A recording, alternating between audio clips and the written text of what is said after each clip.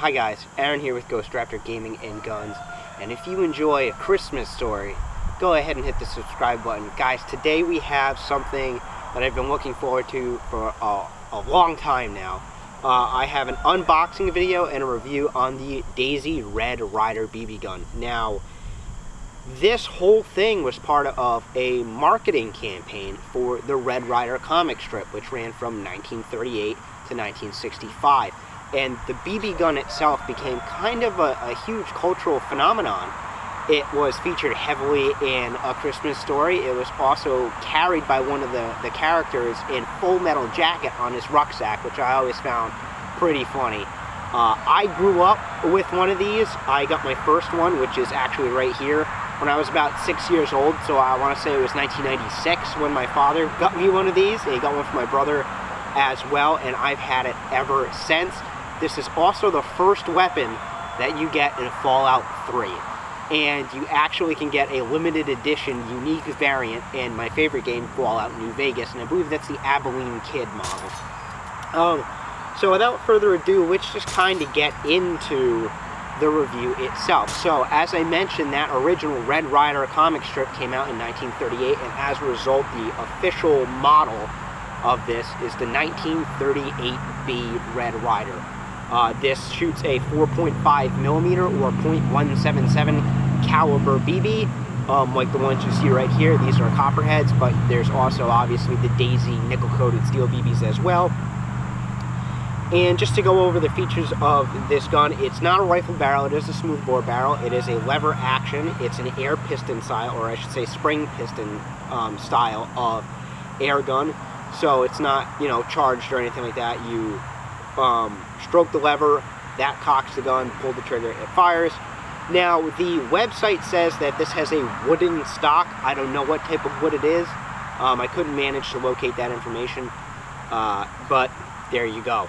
As far as sights, the website also says that the sights are adjustable for both windage and elevation.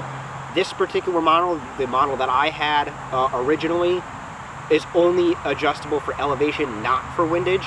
And as far as I can tell without unboxing this gun, neither is the new one. But from all the information I found on it, it again is not adjustable for elevation. I believe there's a Target model of this particular rifle, or a very similar one that's out there, and obviously those have fully adjustable sights. But as far as I know, this one does not. Now, the effective range of this is actually 5 to 10 meters, and it fires about 5 to 10 rounds per minute is the cyclical rate on this, I guess. It is stated that it has a maximum velocity of 350 feet per second, but generally speaking, these average out about 270 feet per second. It weighs 2.2 pounds, and the overall length is about 35 inches. However, it is stated for whatever reason that the maximum firing range is 195 yards or 178 meters, which I don't believe at all. I just don't think you're going to reach that. That's very optimistic at best. But without further ado, let's just open the box. We'll get right into the review. Then we'll go do some shooting with it and talk about accuracy. I don't think I'm going to be doing any kind of target shooting and show you how tight the groups can get, because it's an air rifle. It's just not really worth that. But we'll shoot some cans with it and some other stuff, have a good time, and let you know what we think about it. So I'm just going to get my knife out here and open the box, and we'll go from there. So let's get into it. Open this end. Sorry about some of the background noise today. My dog is barking and I'm outside, so there's a lot of traffic going by. Hopefully that doesn't interfere too bad or annoy you guys too much. So this is a basic cardboard box. Obviously it's printed with the Red Ryder logos and everything like that, which is a callback to the comics. Got a little bit of foam here. The gun itself,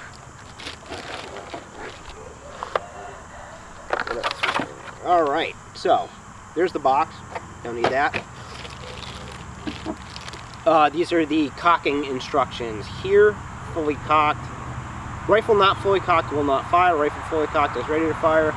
With the muzzle pointed straight up, pull on the lever completely until you hear 7 clicks. This one's a single click. This will cock the rifle for 1 shot, recock again to shoot. That's what it says on both sides. However, I will note on this particular one, that's not the case. This is cocked, so safe direction into the woods.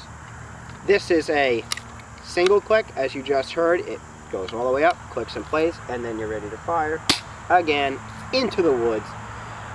So apparently this one has multiple clicks. We'll find out about that in just a moment.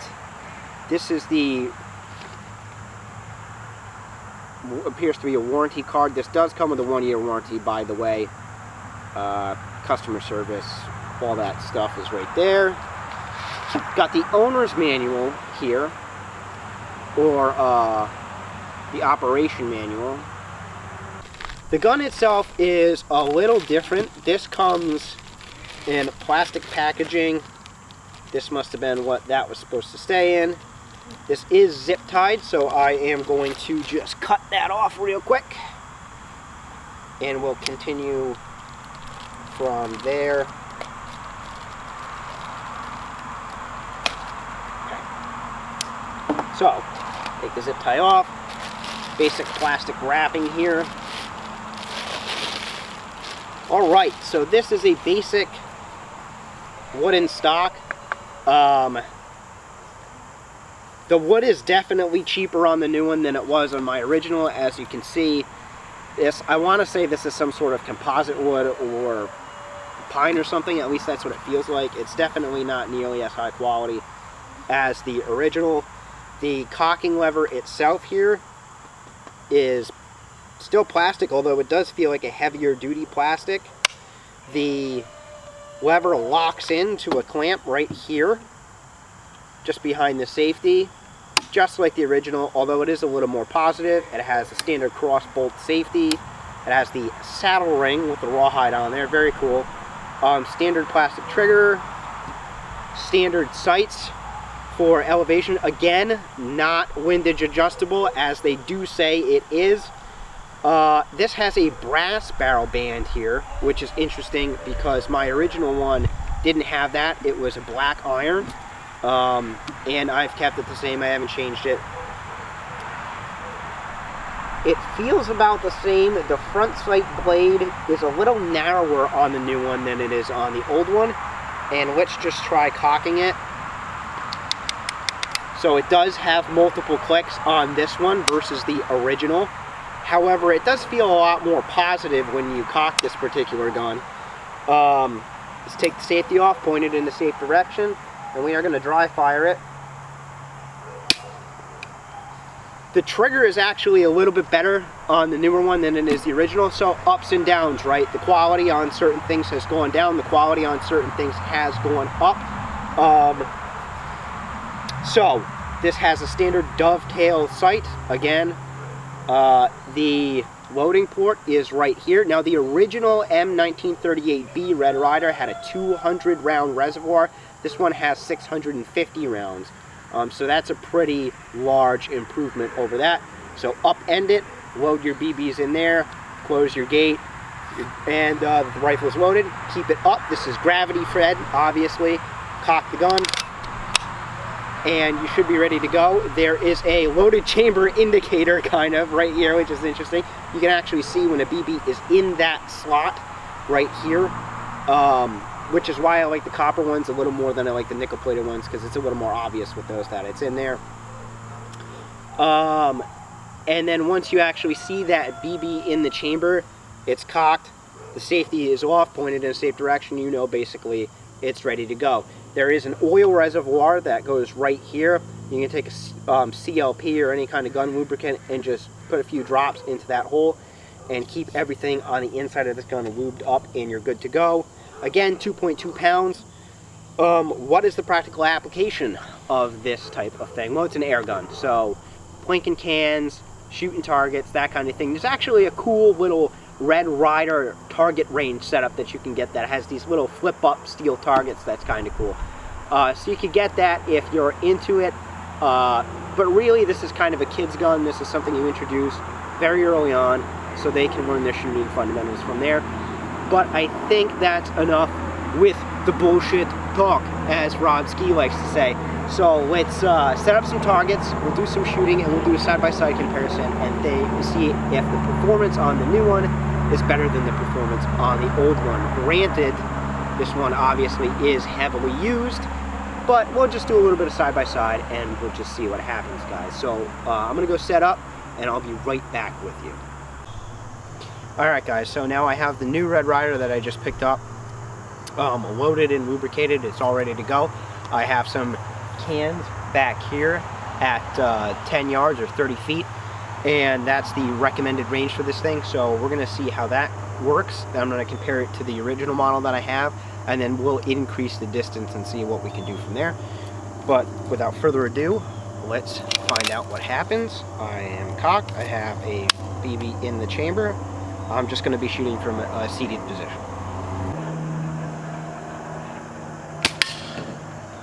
Alright, so that's a hit. Again.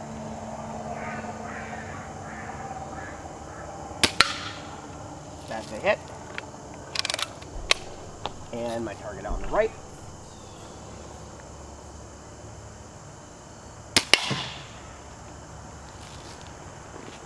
And that's a hit. So let's take a look.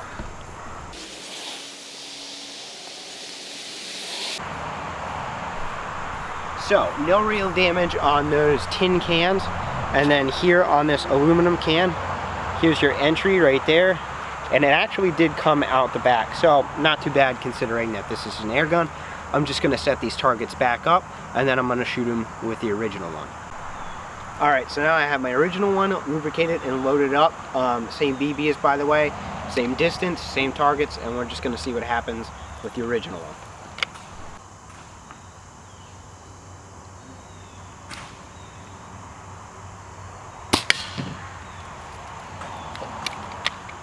Hit.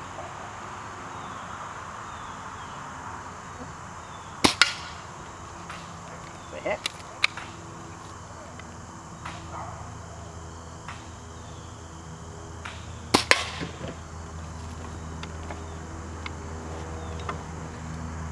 All right, let's see what happens.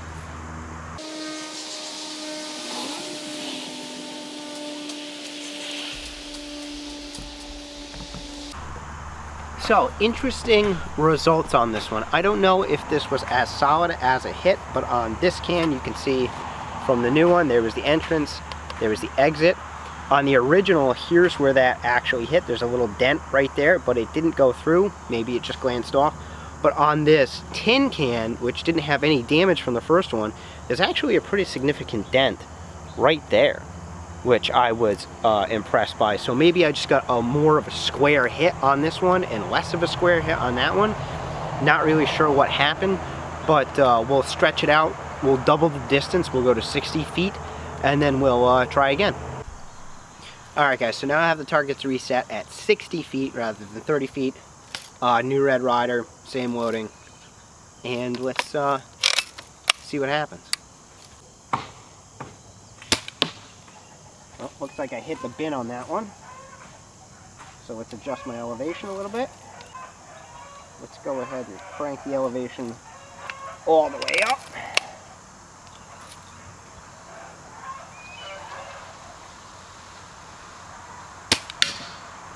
That bounced right off the top of the can. So, down one click, and I should be pretty good. There's a hit. That was a little high, but still good.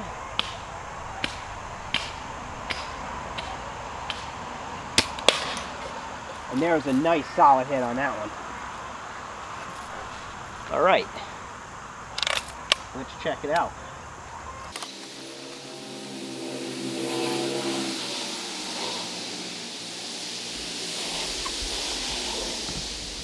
Alright, so no significant deformation on those tin cans. This aluminum one actually has kind of a tear in the side, as you saw. That was a pretty solid hit.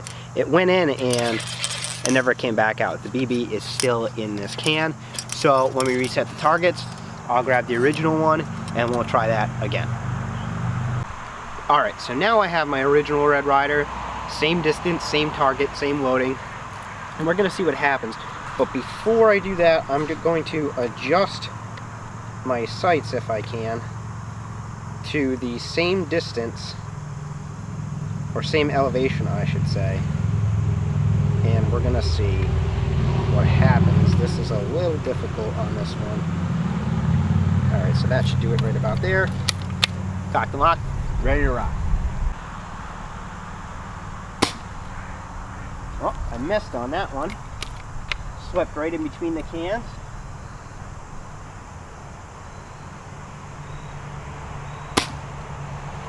Same place, so it looks like it's shooting to the right a little bit.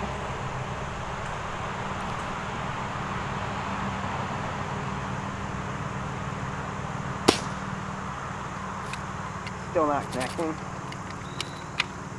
Let me try aiming to the left a little. There's a hit. So this one is shooting a little bit to the right. The sights have been knocked around a little bit throughout the years, so it's probably not exactly zeroed anymore. There's a hit. And the last can, see if I can get this on the first try.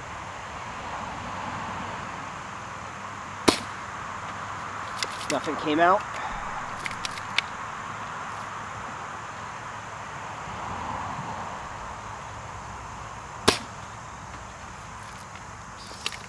Pulled a little too far to the right.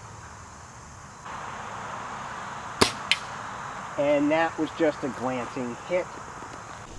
So, it looks like this one, being old and being knocked around a little bit, isn't as accurate as it used to be, especially compared to the new one. So a newer one, in this instance, is more accurate. Now, if this was this sight, like I said, it's been knocked around just a little bit, I'm sure it was just as accurate as this one when it was new. But yeah, 60 feet really seems to be about the maximum range that you're going to reliably connect with these guns. And I do have this sight almost completely maxed out as far as elevation goes.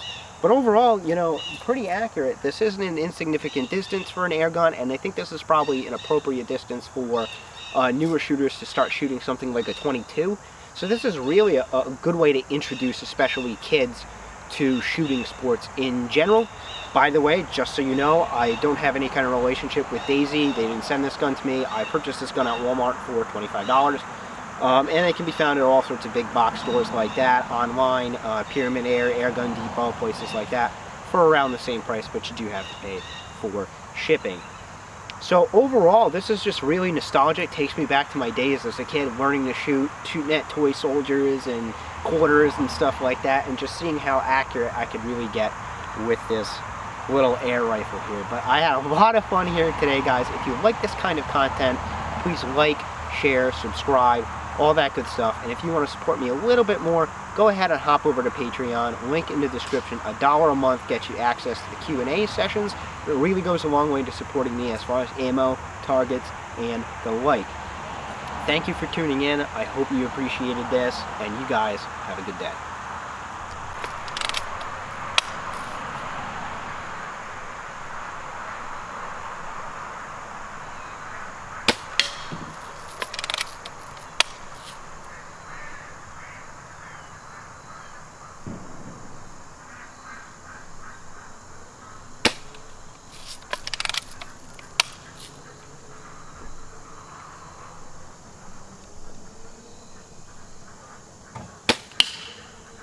There we go.